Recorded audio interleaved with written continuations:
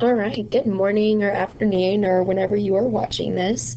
I hope that your first day of digital learning is going well. So today you're going to be looking at histograms and line graphs and dot plots on your packet worksheets. So this is just a little bit of extra information to really understand the difference between all the different graphs we will be looking at. So first of all, a bar graph versus a histogram.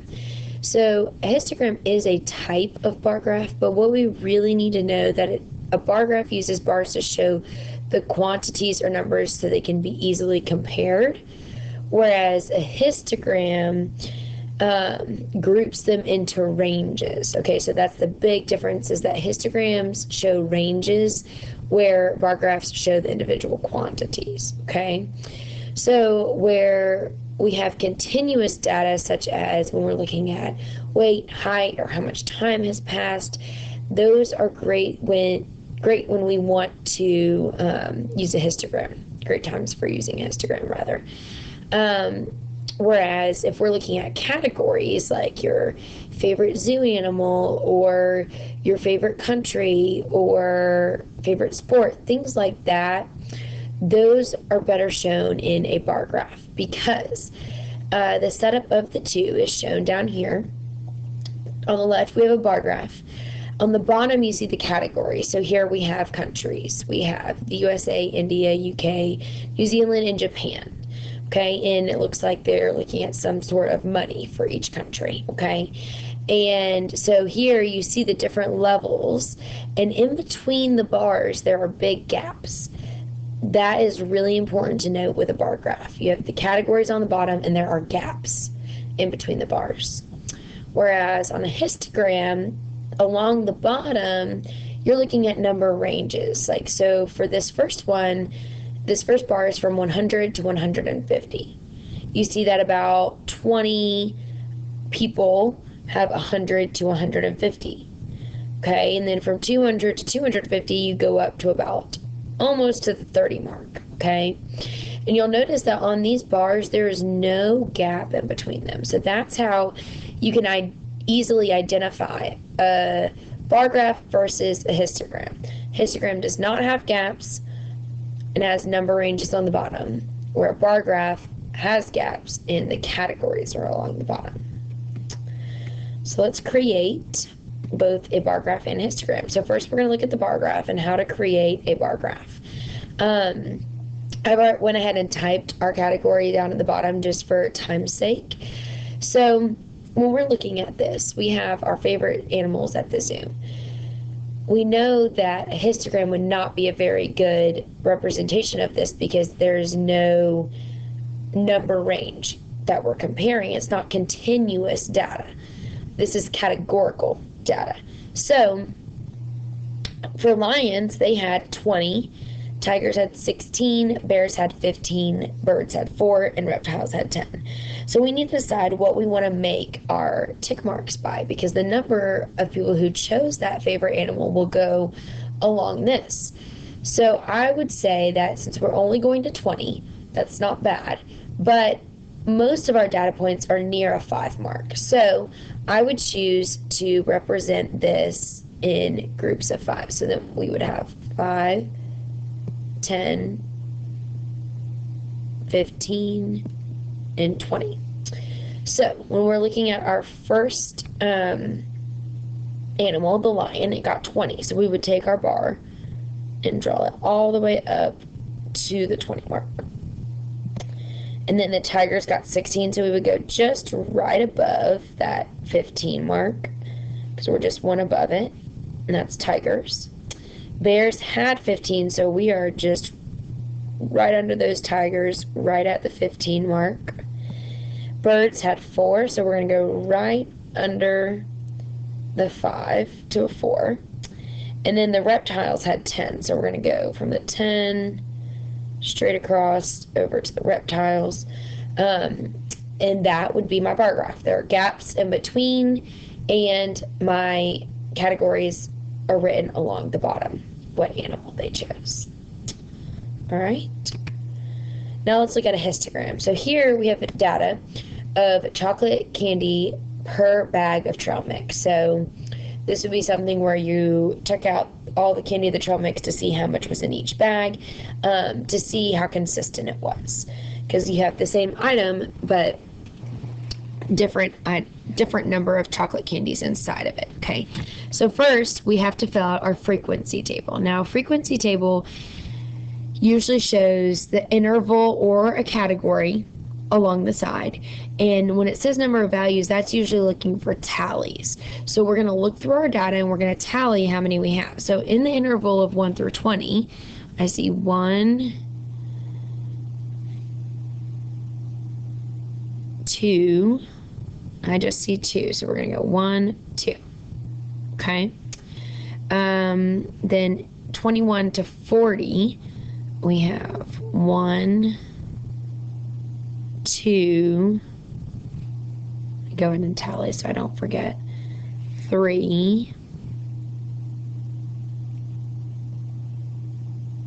4, okay, just 4. 41 to 60, we would tally, we have 1, 2,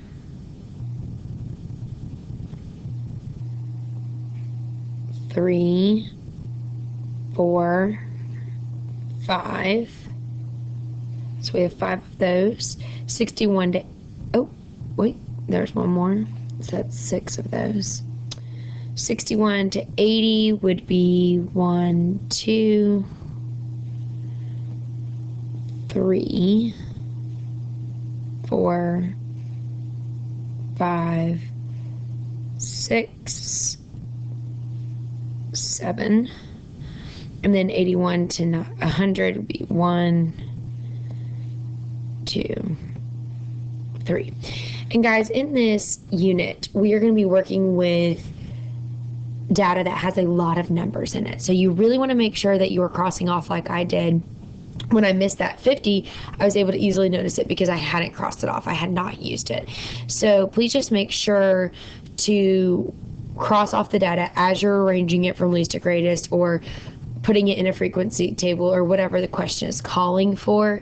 So that way you make sure that you truly get every piece of data in there. Okay? So for our histogram, we have on the interval of 1 through 20, we have 2. So we're going to go up to the 2, draw our line, and make our big bar. Okay, 21 to 40, we went 4.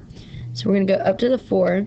And now remember, this one's going to be a little bit fat because I forgot, but remember, there's no gaps here. Okay, so you want to make sure that you're really making your intervals touch there. All right, 41 to 60, we have 6, so we're going to go on up to the 6. Just continue that line. Okay, 61 to 80, we have 70, so you would, we have 7. So you would go up to the 7, and then bring your line down, connect it there. And then for the last one, we only have 3. So we would go from the 3 over and just connect our graph there. And so this would be our histogram. We can clearly see that between 1 and 20, there were only 2 bags that only had 1 to 20. There were 4 bags that had 21 to 40. And this looks like a typical graph, almost like a bell curve, that we can see that it really peaks in the middle, where your mean, your median, and your mode really should fall right here around the middle, and it tapers out on the side. So we don't have our data spread very, very far here, which is a good thing. Okay? All right, so the second worksheet that you're working on today has to do with dot plots. Now, I know that this says frequency tables and line plot, but what's important to know is that a line plot is the same thing as a dot plot, except one uses X's and one uses dots. We will show examples of that soon. So first I want to look at this vocabulary, because this is very important to make sure that we really have our vocabulary down. So first we have a table that displays the number of times each item or category occurs in a data set. Well, that would be a frequency table. That's what we saw on this last page here. I'll show you one more time. This right here. This is a frequency table. It's a table that literally just tells you how many times our interval or our category comes up. Okay, so that's how it displays our data, is by showing the frequency, hence the name frequency table.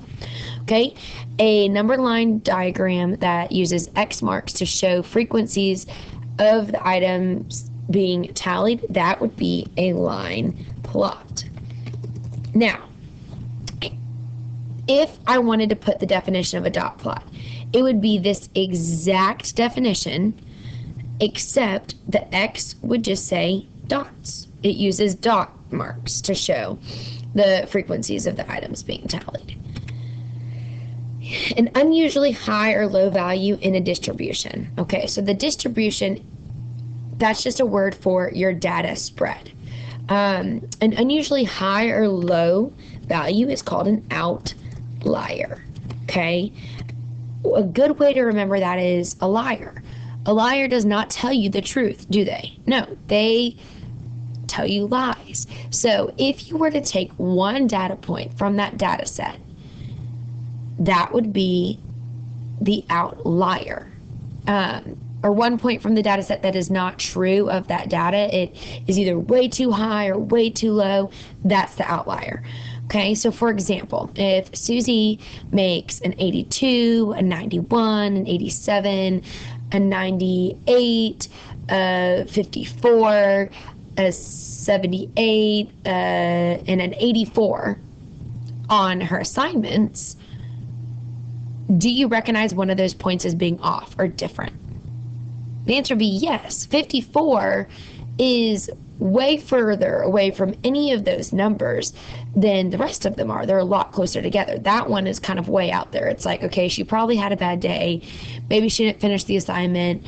I don't know what happened, but that is not a very good indicator of how she does in that class. If the teacher were to only pick one grade, that would probably be the worst grade to actually show what she can do, because it's so far off from the other grades that she was making. That's the outlier. Okay, a group of data values with higher frequency than the surrounding values.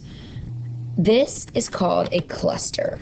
Okay, when you see a lot of the same number coming up over and over and over again, and there's a lot more of that than any of the other values, that would be the cluster. And a lot of times we see the mode within a cluster of data points. And then areas in the scale where there's a lack of data values. So that would be a gap. If you were looking at Susie's test scores or assignment scores, the gap would be between the 54 and the 78 that she made. There's no data points there. But in the 70s, 80s, and 90s, there are data points. So the 60s, that would be your gap because she didn't make anything in the 60s. All right. And then this is what I would normally do in class, but obviously we are not together. So this is data that I took from my class last year for one of my classes. So we've got the start of a frequency table here. We asked how many hours of sleep did you get? So for 4 hours, that's 2 people that we have.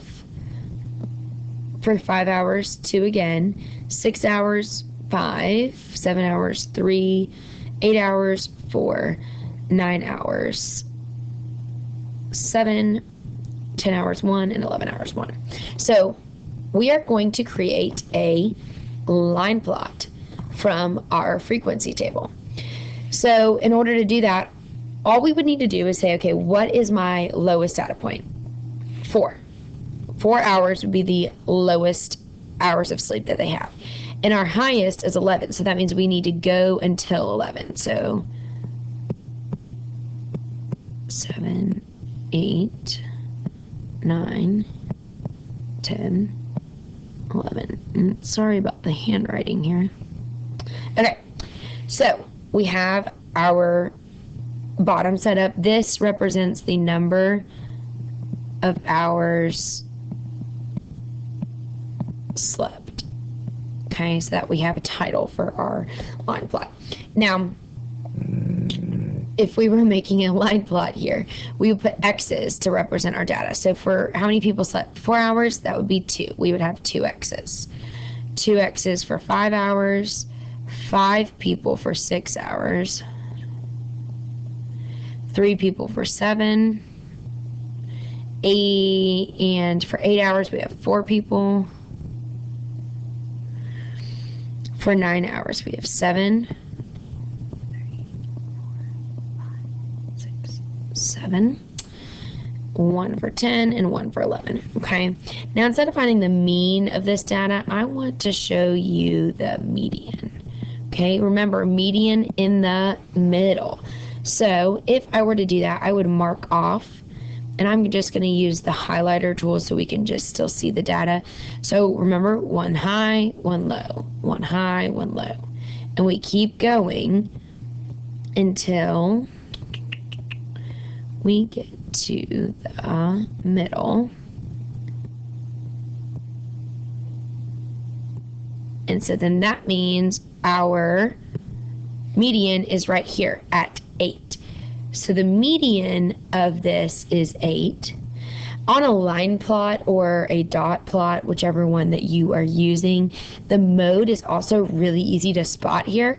Remember, mode means most often, and there we go, that 9 would be our mode because that has the most X's above it, okay? So that is a line plot or a dot plot. You can create those the same way. One uses X's, one uses dots. That's the only difference, all right?